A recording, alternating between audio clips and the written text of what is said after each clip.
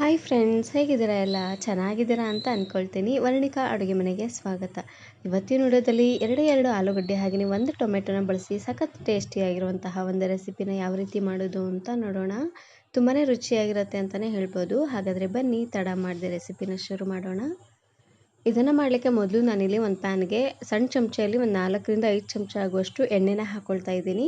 ಹಾಗೆಯೇ ಅರ್ಧ ಚಮಚ ಆಗುವಷ್ಟು ಜೀರಿಗೆ. ನೋಡಿ, ಜೀರಿಗೆ ಈ ರೀತಿಯಾಗಿ ಸಿಡಿತಿದ್ದಂಗೆ ಒಂದು ಎಸಳಾಗುವಷ್ಟು ಕರಿಬೇವು ಸೊಪ್ಪನ್ನು ಹಾಕ್ಕೊಳ್ತಾ ಇದ್ದೀನಿ. ಹಾಗೆಯೇ ಮೀಡಿಯಮ್ ಸೈಜಿನ ಒಂದು ಈರುಳ್ಳಿ ಈ ರೀತಿಯಾಗಿ ಸಣ್ಣದಾಗಿ ಕಟ್ ಮಾಡಿ ಹಾಕ್ಕೊಳ್ಳಿ. ಇವಾಗ ಈರುಳ್ಳಿ ಎಲ್ಲ ಸ್ವಲ್ಪ ಸಾಫ್ಟ್ ಆಗ್ತಿದ್ದಂಗೆ ಇವಾಗ ನಾನಿಲ್ಲಿ ಮೀಡಿಯಮ್ ಸೈಜಿನ ಒಂದು ಟೊಮೆಟೊನ ಹಾಕ್ಕೊಳ್ತಾ ಇದ್ದೀನಿ. ಆದಷ್ಟು ಚೆನ್ನಾಗಿ ಹಣ್ಣಾಗಿರುವಂತಹ ಟೊಮೆಟೊನ ಹಾಕ್ಕೊಳ್ಳಿ.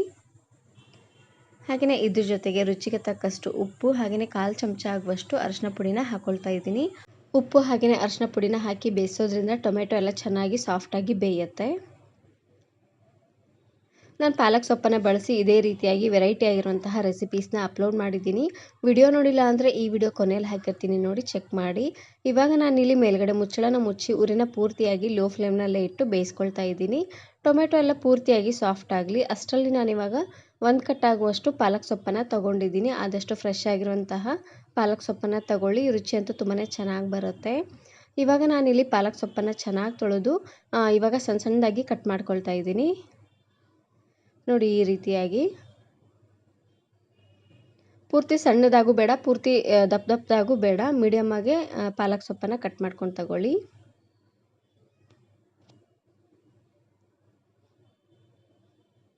ನೋಡಿ, ಈ ರೀತಿಯಾಗಿ ಪಾಲಕ್ ಸೊಪ್ಪನ್ನು ಕಟ್ ಮಾಡ್ಕೊಂಡಿದ್ದಾದಮೇಲೆ ಇವಾಗ ನೋಡ್ತಾ ಇರ್ಬೋದು ಟೊಮೆಟೊ ಎಲ್ಲ ಪೂರ್ತಿಯಾಗಿ ಸಾಫ್ಟಾಗಿ ಬೆಂದಿದೆ. ಇವಾಗ ನಾನಿಲ್ಲಿ ಸ್ಪೂನಿನ ಸಹಾಯದಿಂದ ಈ ರೀತಿಯಾಗಿ ನೀಟಾಗಿ ಸ್ಮ್ಯಾಶ್ ಮಾಡ್ಕೊಳ್ತಾ ಇದ್ದೀನಿ. ಈ ರೀತಿಯಾಗಿ ಮಾಡೋದ್ರಿಂದ ಟೊಮೆಟೊ ಅಲ್ಲಿರೋಂಥ ಹುಳಿ ಎಲ್ಲ ಚೆನ್ನಾಗಿ ಬಿಟ್ಕೊಳ್ಳುತ್ತೆ.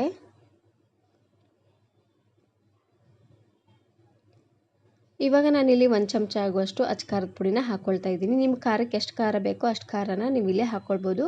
ಹಾಗೆಯೇ ಇದ್ರ ಜೊತೆಗೆ ಅಚ್ಕಾರದ ಬದಲಾಗಿ ನೀವು ಹಸಿರು ಮೆಣಸಿಕಾಯಿ ಚಟ್ನಿ ಇರುತ್ತೆ ನೋಡಿ, ಅದನ್ನಾದರೂ ಹಾಕ್ಕೊಳ್ಬೋದು. ಹಸಿರು ಮೆಣಸಿಕಾಯಿ ಚಟ್ನಿನ ಯಾವ ರೀತಿ ಮಾಡೋದು ಅಂತ ಆಲ್ರೆಡಿ ವಿಡಿಯೋ ಅಪ್ಲೋಡ್ ಮಾಡಿದ್ದೀನಿ. ನೋಡಿ, ಖಾರ ಪುಡಿನ ಹಾಕ್ಕೊಂಡಾದ್ಮೇಲೆ ಈ ರೀತಿಯಾಗಿ ಚೆನ್ನಾಗಿ ಇದನ್ನು ಮಿಕ್ಸ್ ಮಾಡಿಕೊಂಡು ಮೀಡಿಯಮ್ ಸೈಜಿನ 2 ಆಲೂಗಡ್ಡೆನ ಮೇಲ್ಗಡೆ ಸಿಪ್ಪೆನ ತೆಗೆದು ಈ ರೀತಿಯಾಗಿ ಸಣ್ಣದಾಗಿ ಕಟ್ ಮಾಡಿ ಹಾಕ್ಕೊಳ್ತಾ ಇದ್ದೀನಿ. ಆಲೂಗಡ್ಡೆನ ಬೇಯಿಸೋದೇನು ಬೇಡ, ಹಾಗೆ ಕಟ್ ಮಾಡಿಕೊಂಡು ಈ ರೀತಿಯಾಗಿ ಹಾಕ್ಕೊಂಡ್ರೆ ಆಯಿತು. ಇವಾಗ ಎಲ್ಲ ಆಲೂಗಡ್ಡೆಗೂ ಚೆನ್ನಾಗಿ ಉಪ್ಪು ಖಾರ ಎಲ್ಲ ಎಳ್ಕೊಳ್ಬೇಕು ನೋಡಿ. ಹಾಗಾಗಿ ಉರಿನ ಲೋ ಫ್ಲೇಮ್ನಲ್ಲೇ ಇಟ್ಟು ಮೇಲ್ಗಡೆ ಮುಚ್ಚಳನ ಮುಚ್ಚಿ ಬೇಯಿಸ್ಕೊಳ್ತಾ ಇದ್ದೀನಿ.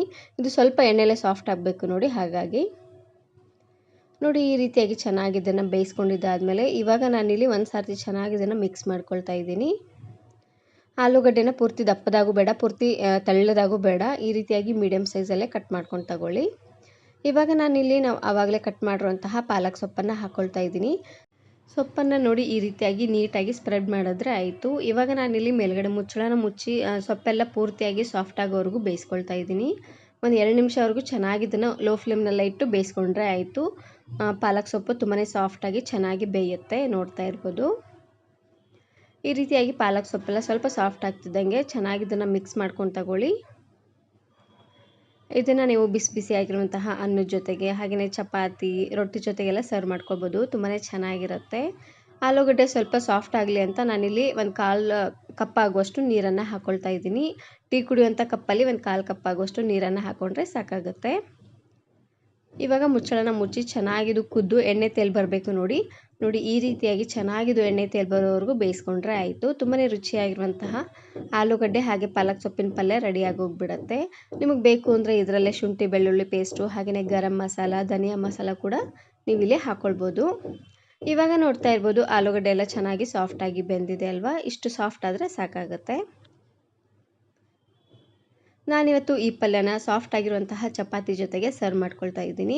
ಚಪಾತಿ ಜೊತೆ ಅಂತೂ ಈ ರೀತಿಯಾಗಿ ಆಲೂಗಡ್ಡೆ ಹಾಗೆಯೇ ಪಾಲಕ್ ಸೊಪ್ಪಿನ ಪಲ್ಯ ತುಂಬಾ ರುಚಿಯಾಗಿರುತ್ತೆ ಅಂತಲೇ ಹೇಳ್ಬೋದು.